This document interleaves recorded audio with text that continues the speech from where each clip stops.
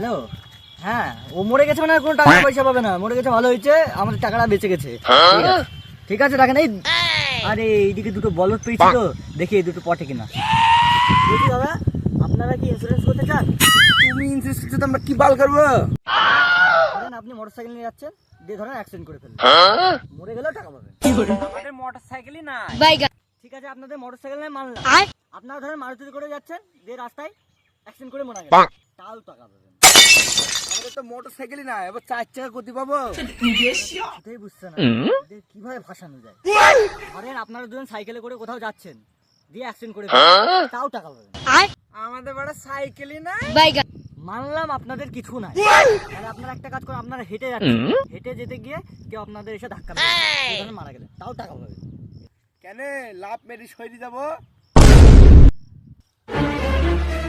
আপনারা যদি ইন্স্যুরেন্স করবেনই না, তাহলে আমার সময়টা কেন নষ্ট করছে?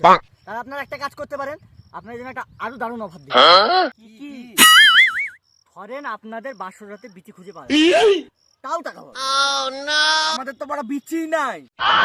সকাল সকাল আমার মুডটা অফ করবে, যা বলে ইন্স্যুরেন্সই করবো না। তোর বিচি নাই, তুই কুত্তার বিচি লাগিয়ে নেবে।